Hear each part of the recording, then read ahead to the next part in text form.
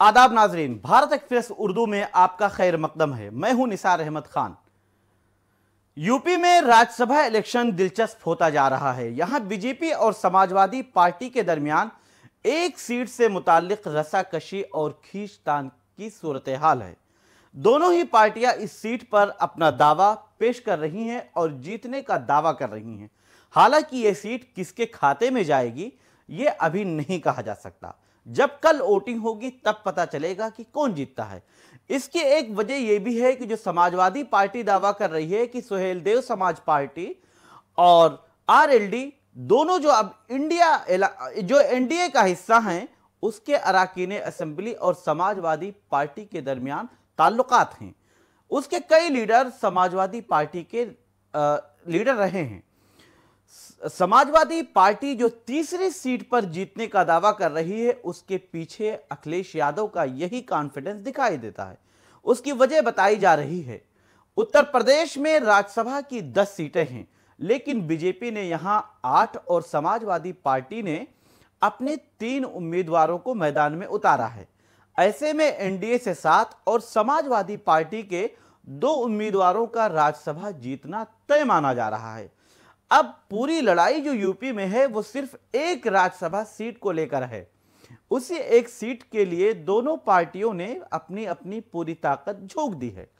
NDA इस कोशिश में मसरूफ है कि अलायंस की तमाम पार्टियां उसको मुत्तहिद होकर वोट कर दे और बीजेपी उम्मीदवार को जीत मिल जाए, जबकि समाजवादी पार्टी इस कोशिश में मसरूफ है कि उसके जो लीडरान आरएलडी या ओम प्रकाश राजभर की सुहेलदेव समाज पार्टी के टिकट पर जीते हैं, वो समाजवादी पार्टी के तई अपनी वफादारी दिखाएं। और ये वफादारी दिखाने का मौका है।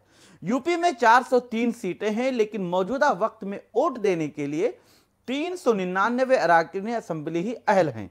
इस लिहाज से देखेंगे तो यूपी में एक राज्यसभा उम्मीदवार को जीतने के लिए कम से कम 37 वोटों की जरूरत होगी। मौजूदा वक्त में एनडीए के पास 288 वोट हैं। इसमें 2 वोट राजा भैया की पार्टी की भी शामिल हैं। वो एनडीए का हिस्सा तो नहीं है, लेकिन उन्होंने एनडीए के उम्मीदवार को वोट देने का ऐलान कर दिया है, क्योंकि एनडीए की मॉक पोलिंग में पहुंचकर राजा भैया ने यह पैगाम दे दिया है कि उनके दोनों वोट एनडीए के हिस्से में जाने वाले हैं।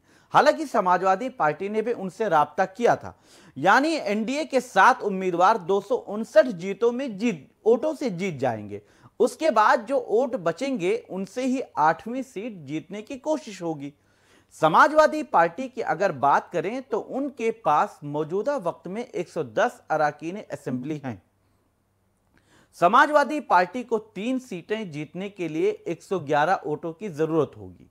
मुसीबत यह है कि समाजवादी पार्टी के रुकने असेंबली इरफान सोलंकी इस वक्त जेल में बंद हैं और उन्हें अब तक वोट डालने की इजाजत नहीं मिल सकी है। हालांकि उन्होंने अदालत का दरवाजा खटखटाया था, फिर भी इजाजत नहीं मिली। ऐसे में समाजवादी पार्टी को अपने बगावत से बचने के लिए या हार से बचने के लिए 2 वोटों का इंतजाम करना होगा। अखिलेश यादव के कॉन्फिडेंस की वजह क्या है, आइए आपको सबसे पहले यह बताते हैं। अखिलेश यादव के कॉन्फिडेंस की बड़ी वजह यह है कि समाजवादी पार्टी के लीडर हैं जो सुहेलदेव भारतीय समाज पार्टी और आरएलडी के टिकट पर 2022 के असेंबली इलेक्शन में जीत हासिल करने में कामयाब हुए थे। दरअसल अब वो ओम प्रकाश राजभर की सुहेलदेव समाज पार्टी के 6 अराकीन असेंबली जो हैं, उनमें से 3 एमएलए यानी मऊ के अब्बास अंसारी जो मुख्तार अंसारी के बेटे हैं, जौनपुर की जाफराबाद सीट से रुकने असेंबली जगदीश नारायण और बस्ती के महादेवा सीट से रुकने असेंबली दूधराम समाजवादी पार्टी के बेहद करीबी रहे हैं। ऐसे में अखिलेश यादव को उम्मीद है कि ये अराकीन असेंबली एनडीए के साथ खेला कर सकते हैं।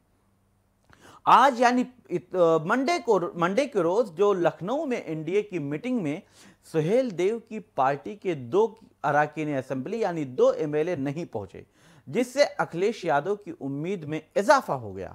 अब्बास अंसारी इस वक्त जेल में बंद हैं, इसलिए उन्हें वोट देने की इजाजत भी अभी उनको नहीं मिल सकी है। इसके अलावा अखिलेश यादव को आरएलडी लीडरान से भी उम्मीद है।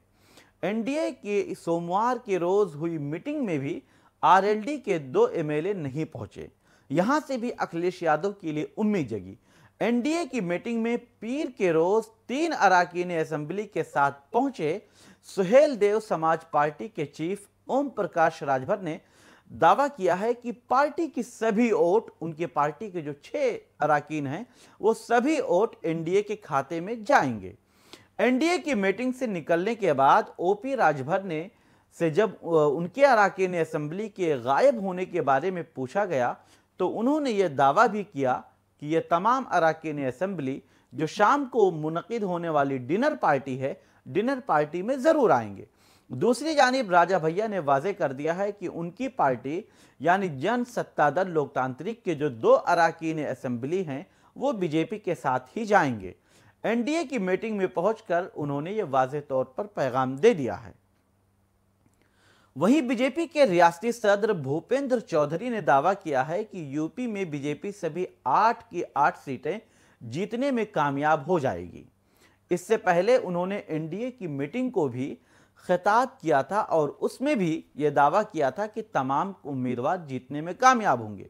जो बीजेपी की तरफ से मॉक पोल को देखा गया, उस मॉक पोल के बाद बीजेपी की तरफ से ये तैयारी की जा रही थी कि सभी तमाम अरकान असेंबली को यह बताया जाए कि उन्हें कैसे वोट करना है और कितने अरकान असेंबली उनके साथ मौजूद है। वहीं बीजेपी रुकन असेंबली पंकज सिंह ने भी कहा कि बीजेपी बिल्कुल आसानी से जीत रही है, हमें सेंधमारी की जरूरत नहीं है। अब दोनों तरफ से अलग अलग दावे किए जा रहे हैं। समाजवादी पार्टी को अपने लीडरान से जो ओम प्रकाश राजभर के साथ हैं या जयंत चौधरी के साथ हैं, उनसे उम्मीदें हैं, जबकि एनडीए को मालूम है, बीजेपी को मालूम है कि जो हमारे साथ एनडीए में शामिल हो गए हैं वो तमाम वोट हमें मजबूती से मिलेंगे और उनके वोट में किसी भी तरह की सेंधमारी नहीं हो सकती है। इसी बुनियाद पर दोनों अपने अपने उम्मीदवारों को जीत दिलाने या जीतने की बात कर रहे हैं और दावा कर रहे हैं। लेकिन अब इसका जो हतमी फैसला होना है वो तो कल यानी 27 फरवरी को जब वोटिंग होगी और उसके बाद नताए आएंगे, तब सामने आएगा किसने कहां सेंधमारी की और किसने किसके साथ बगावत की। अगर यही सूरत हाल रहती है तो फिर आखिरी वक्त तक ये कह पाना मुश्किल होगा कि जो आखिरी उम्मीदवार है, 8वां उम्मीदवार बीजेपी का या समाजवादी पार्टी का तीसरा उम्मीदवार कौन जीतेगा। बहरहाल इसके लिए हमें कल तक इंतजार करना होगा। आप देखते रहिए भारत एक्सप्रेस उर्दू और हमें दीजिए इजाजत।